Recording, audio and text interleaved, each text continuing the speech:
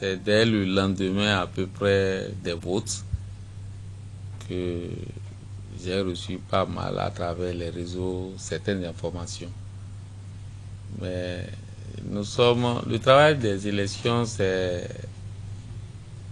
un travail à risque. Et je suis habitué à certaines choses. Parce qu'il faut vous le dire, j'ai déjà fait près de 22 élections de par l'Afrique. Depuis près de 20 ans. Il n'y a jamais eu de défaillance. Mais il y a eu des moments où les gens peuvent douter. Mais je suis souvent serein. Parce que je ne le fais pas par amour. Je veux relever un défi parce qu'il n'est pas bon que les gens viennent de l'extérieur pour les élections en Afrique et que notre argent aille ailleurs. Mais si c'est l'argent du Bénin, je peux investir au Togo, je peux investir au Nigeria et ainsi de suite. Donc, ce que j'ai appris, ce que j'ai entendu, parce que le président Kodjo Agbomey m'a nommé dans cette déclaration. Mais il y a un peu de confusion. Il dit qui est allé prendre les surplus de bulletins à l'imprimerie tournée. Qui est allé prendre les surplus à l'imprimerie tournée. Déjà là, il ne m'a pas accusé pour dire que l'imprimerie tournée a fait des bulletins parallèles en surplus. Mais si, puisque la CENI est une organisation digne, on ne peut pas m'envoyer n'importe qui et que j'accepte de faire une livraison, quel que soit. Si effectivement j'ai participé à livrer, même si on dit que c'est on a envoyé quelqu'un, j'ai livré un supplément à n'importe qui, ce n'est pas bon aussi de ma part, vu mon expérience. Donc, quelque part, je suis légèrement accusé.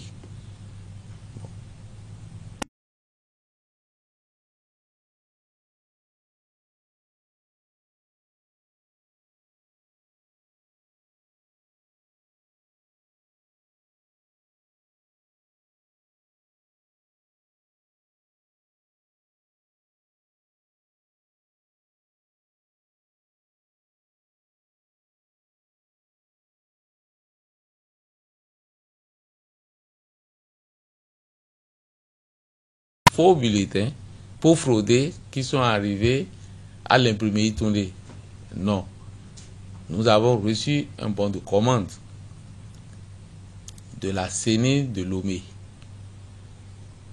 Et avec une quantité donnée qu'on a exécuté, numéroté du numéro 1 jusqu'au dernier numéro.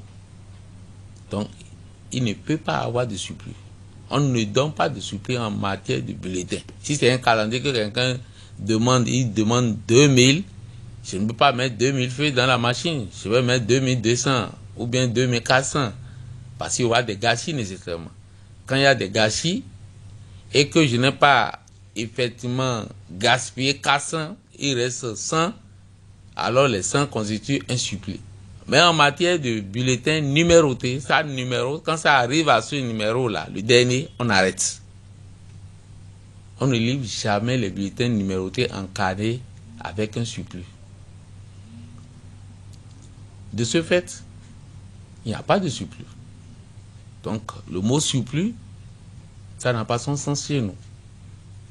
Maintenant qui est allé prendre les bulletins en surplus à l'imprimerie tournée, non, ils ne peuvent pas. Personne ne peut justifier. Nous avons livré en un seul lot, avec un seul convoi.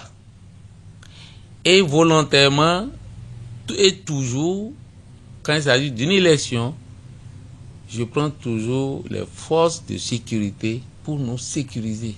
Nous-mêmes, l'atelier et le travail sensible que nous sommes en train de faire. Donc les militaires étaient partout, armés jusqu'aux dents. Et dans nos contrats, ils nous ont escortés jusqu'à la frontière. Et arrivé à la frontière, la CENI a envoyé, comment on appelle, sa sécurité, motards et autres, pour acheminer juste à la CENI. Et le même jour, la même nuit, quand on a déchargé, puis ça a pris du temps, les camions sont revenus à Cotonou. Et nous avons gardé les militaires pendant 2 jours. Après, pourquoi on ne dit pas après le truc, nous n'avons pas imprimé des trucs. Les gens peuvent soupçonner. C'est pourquoi il faut l'éviter. Je ne le ferai jamais, je ne l'ai jamais fait.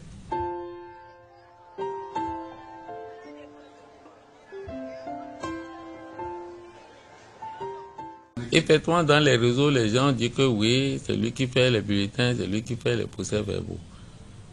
C'est depuis 2003 que j'ai démarré les travaux à Lomé. Sur toujours appel et souvent appel d'offres. Parce qu'ils sont libres, parce que c'est un travail sensible à aller gré à gré. Mais la plupart, c'est pas appel d'offres. C'est 2 fois seulement que ça m'a échappé depuis ce temps. Et une fois, ils ont fait les élections, ils ont imprimé à Londres ou bien en Hollande. Et c'est venu seulement, les billets sont venus à midi. Ils ont fait aussi ailleurs dans un pays africain que je ne veux pas citer le nom. C'est les mêmes difficultés. Mais depuis qu'ils ont commencé chez nous, il n'y a jamais eu de problème au niveau de la livraison. Mais les procès-verbaux, je vous jure, au nom de Dieu principalement, que je n'ai jamais fait les procès-verbaux au Togo. Et on en a parlé énormément dans les réseaux pour dire que c'est moi qui imprime les bulletins et les procès-verbaux. Les huissiers sont là pour aller vérifier par les bons de commande dans les archives de la CENI si une fois j'ai imprimé les procès-verbaux. Je n'ai jamais travaillé que dans le domaine des cartes électeurs une seule fois et des bulletins plusieurs fois.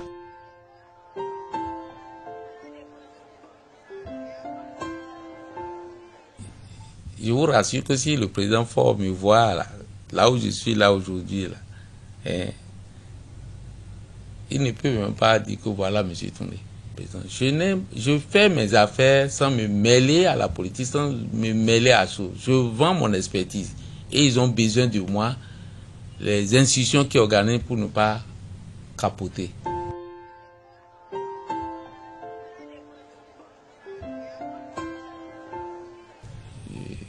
Là, je n'ai pas compris.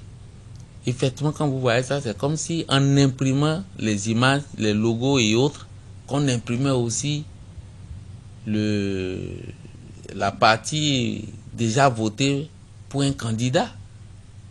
Vous savez, aujourd'hui, il y a plusieurs manières de monter. Mais la question que je me pose, c'est saisi, à quel niveau le constat d'huissier, ils ont vu ça dans la main de qui? Ils ont arrêté combien de personnes? Parce que ça ne veut pas servir seulement aux opposants. Il y a aussi peut-être la mouvance qui doit s'inquiéter. Pourquoi c'est fait comme ça? Est-ce que c'est pour me créer des problèmes? Mais qu'on nous montre, qu'on nous dise qui a saisi ces bulletins et c'est où? Parce qu'en parenthèse, je vous dis que les bulletins que vous voyez là ne sont pas des bulletins simples, c'est hautement sécurisé. Les choses que vous ne pouvez pas voir à l'œil nu. Il faut avoir vraiment des loupes spécialisées pour savoir qu'il y a telle signature ou bien telle chose à tel endroit. C'est moi seul qui connais pour me sécuriser. C'est pourquoi j'attends que l'occasion se présente pour nous présenter devant la justice. Ils vont montrer ce qu'on a vu et on va comparer. Et là, je vais vous dire que je vais voir tel endroit. C'est impossible. Et à ce niveau-là, je suis tranquille.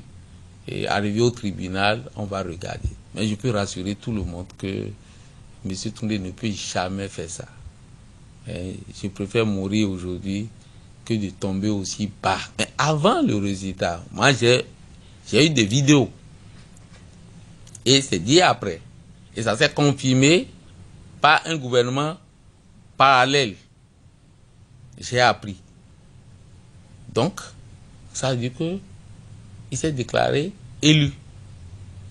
À 61%, 57 à 61%. Avec des bulletins, avec des vrais bulletins, pour être élu à 61%, avec de vrais bulletins. Donc ce n'est même pas des bulletins fraudés sont dans les 61%. Ça veut dire qu'il y a un problème. Ça veut dire que la personne n'est pas effectivement élue parce que c'est avec des bulletins fraudés. Est-ce celui qui a 61% élu avec des vrais bulletins et des vrais procès-verbaux qui va s'occuper des 39% qui restent, occupés par 6 candidats qui restent et dont l'un des candidats, on a déjà pris estampillé son carnet. Dans tous les cas, les 39% ne peuvent plus renverser les 61% qui sont de vrais bulletins et autres. Donc, il y a une contradiction mathématiquement. Donc, si vous êtes élu, on dit que vous êtes élu et donnez les preuves, les procès-verbaux que vous pouvez qu'on appelle exhiber sur le net, qui a un espace illimité, et les gens vont compiler les procès-verbaux, puisque c'est la preuve que vous avez pour dire que vous êtes qu'on appelle élu, et les gens vont faire la somme de par le monde, et peut-être la CENI, la Cour constitutionnelle, va comparer. Mais une fois que vous avez dit que vous êtes élu, ne parlez plus de fraude. Puis 61% des bulletins sont des bulletins vrais. Donc là où il y a les fraudes, c'est pour les 39% et occupés par les 6 candidats qui restent. Donc c'est là il y a un peu de problème.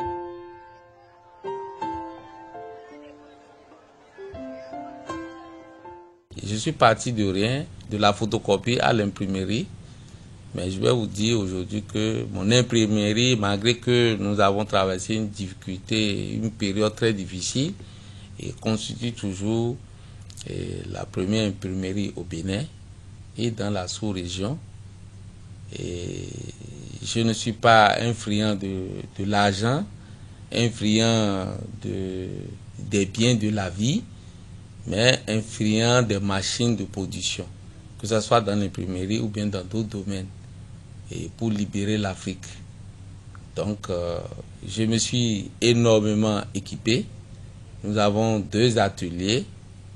Nous avons un produit phare qu'on appelle le cahier Le Papillon, qui est le seul cahier certifié ISO, en tout cas, pour ne pas dire dans les 15 pays de l'UEMOA. C'est un bon cahier. Les gens viennent du Sénégal, les gens viennent de la Côte d'Ivoire, de partout. L'imprimerie Tondé vient d'être choisie par la bourse de valeur d'Abidjan pour aller en bourse. Dans le domaine de l'art graphique et l'imprimerie, c'est la seule imprimerie. Donc nous sommes en train de finaliser les formalités pour que bientôt notre imprimerie aille en bourse et ouvrir le capital. Je veux ouvrir le capital à tout le monde pour qu'on ait plus de moyens pour installer des imprimeries un peu partout là où ça manque en Afrique. Encore que nous allons tomber bientôt dans le libre-échange. Il y a un besoin énormément en imprimerie, en matière d'emballage, en matière de ceci et de cela.